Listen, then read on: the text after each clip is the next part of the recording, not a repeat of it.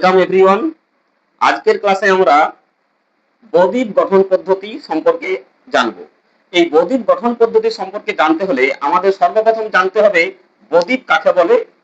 এই বদ্বীপ সম্পর্কে আমাদের জানতে হবে। বদ্বীপকে বলা হয় ডেল্টা।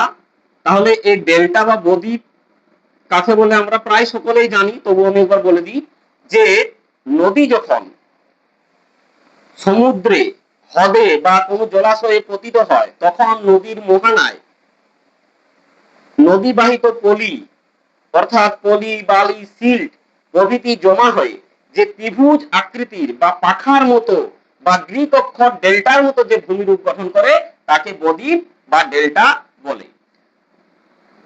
এই রিভার যখন কোন সমুদ্রে এসে পতিত হচ্ছে তখন সেখানে কি করছে, ত্রিভুজ আকৃতির বা পাখার মতো বা ইংরেজি বা গ্রিক অক্ষর ডেল্টার মতো এক ধরনের ভূমিরূপ সৃষ্টি করছে। এই ভূমিরূপগুলোকে আমরা বলছি রিভার ডেল্টা বা বদ্বীপ। রিভার ডেল্টা বা বদ্বীপ। আর এই রিভার ডেল্টা বা বদ্বীপ কথাটি সর্বপ্রথম ব্যবহার করেছিলেন গ্রিক পণ্ডিত হেরোডোটাস। প্রথম এই বদ্বীপ বা রিভার ডেল্টা কথাটি ব্যবহার করেন। কিন্তু এই বদ্বীপ গঠনের জন্য আবার কতগুলো শর্ত রয়েছে। সেই শর্তগুলো কি? বদ্বীপ গঠনের জন্য বদ্বীপ গঠনের আবার শর্ত রয়েছে, ঠিক আছে? বদ্বীপ গঠনের শর্ত যেমন কি হবে না, নদী যখন মোহনায় এসে মিশছে সেই মোহনাতে মিশার সময় নদীর কি হবে, স্রোতের বেগটা কম হবে। নদীর স্রোতের বেগটা কম হবে। দ্বিতীয় নম্বর কি হবে না, নদী, এই যে নদীটা আসছে এই নদীতে প্রচুর পরিমাণে পলি, বালি প্রভৃতি বহন করে নিয়ে আসতে হবে। তিন নম্বর কি না, যেখানে এই বদ্বীপ গঠন হবে সেখানে সমুদ্রের জোয়ার ভাটা ও সমুদ্র তরঙ্গের প্রভাব কম থাকবে। এছাড়াও কি, এছাড়াও উপকূলের কি হবে, আকৃতিটা অগভীর হবে এবং প্রশস্ত হবে, সেক্ষেত্রে বদ্বীপ গঠনের ক্ষেত্রে উপযোগী। এই বদ্বীপ গঠনের আবার তিন ধরনের পদ্ধতি রয়েছে। এখন আমরা এই বদ্বীপ গঠনের যে পদ্ধতিগুলো সেই পদ্ধতিগুলো সম্পর্কে জেনে নেব। একটা হচ্ছে হোমোপিকনাল প্রবাহ। হোমোপিকনাল প্রবাহ, এই হোমোপিকনাল প্রবাহটা কি? এই হোমোপিকনাল প্রবাহটা হচ্ছে, দেখো এখানে হোমো, এই হোমো কথার অর্থ হচ্ছে সমান। হোমো কথার অর্থ কি? সমান। আর এখানে যে পিকনাল কথার অর্থ হচ্ছে ডেনসিটি বা ঘনত্ব। তাহলে আমরা কোথায় বদ্বীপ সৃষ্টি হয়? যেখানে নদী সমুদ্রে এসে মিলিত হয়। তাহলে হোমোপিকনাল কথার অর্থ কি? হোমোর কথার অর্থ হচ্ছে সমান আর পিকনাল কথার অর্থ ঘনত্ব। তাহলে এখানে আমরা কি বলবো যে যদি নদীর জলের ঘনত্ব এবং সমুদ্রের জলের ঘনত্ব সমান হয়, এখানে ঘনত্ব কথা বলা আছে, সমান বলা আছে, হোমো মানে সমান, তাহলে নদীর জলের ঘনত্ব ও সমুদ্র জলের ঘনত্ব যদি সমান হয় সেই রূপ প্রবাহটাকে বলা হবে হোমোপিকনাল প্রবাহ। বোঝা গেছে? আর এই হোমোপিকনাল প্রবাহ কি হবে, এখানে নদী যে সূক্ষ্ম পলিটা বহন করে নিয়ে আসবে সেটা বহুদূর নিয়ে যেতে পারবে না, সেক্ষেত্রে এখানে ভালো বদ্বীপ গঠন হবে না। এরপর যেটা রয়েছে সেটা হচ্ছে হাইপোপিকনাল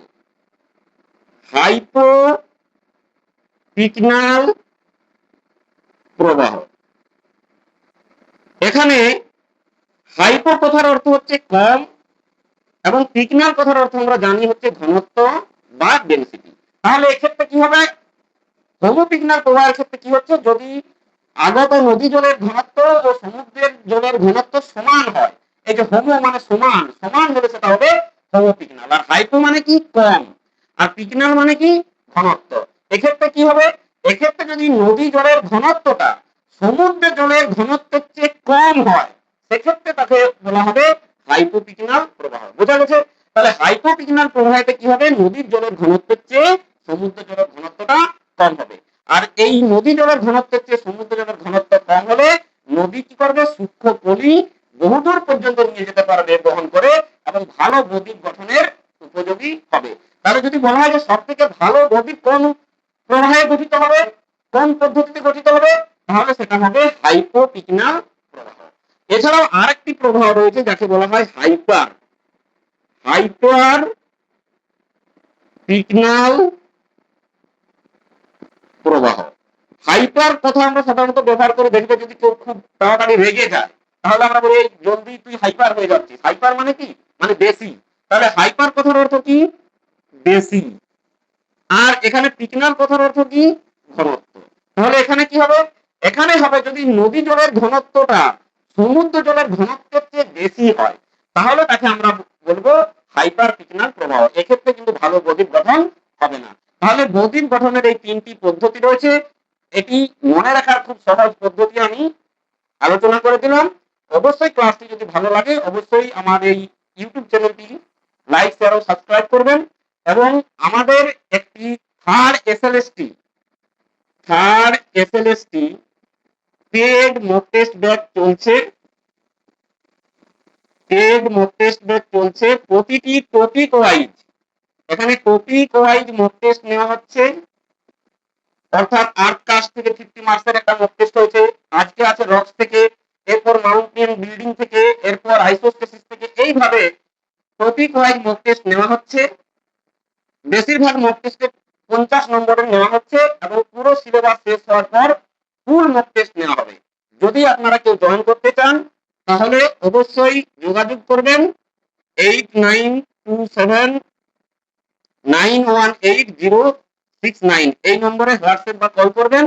এবং আমাদের এই মক টেস্ট ব্যাচে যেটা ফিস রাখা হয়েছে সেটা হয়েছে 999 টাকা, কিন্তু বর্তমানে অফার চলছে 749 টাকা আপনারা এই কোর্সটি পেয়ে যাবেন এবং এর ভ্যালিডিটি থাকবে 1 ইয়ার।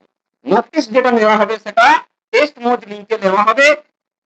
প্রশ্নের যে লিংক, টেস্টের যে লিংক সেটা গ্রুপে পাঠিয়ে দেওয়া হবে এবং তারপরে টেস্ট দেওয়ার পরে সেখানে পিডিএফ দেওয়া হবে। যে মক টেস্টের যে লিংকে আপনারা প্রশ্নে আপনারা পরীক্ষা দিচ্ছেন তার পিডিএফটি দেওয়া হবে এবং সেই পিডিএফে কোশ্চেন অ্যান্সারের সাথে এক্সপ্লেনেশন দেওয়া থাকবে, বিভিন্ন প্রকার ইনফরমেশন এখানে কিন্তু দেওয়া থাকবে। আপনারা যদি জয়েন করতে চান তাহলে অবশ্যই এই নাম্বারে যোগাযোগ করুন। থ্যাংক ইউ, সকলে ভালো থাকবেন, সুস্থ থাকবেন।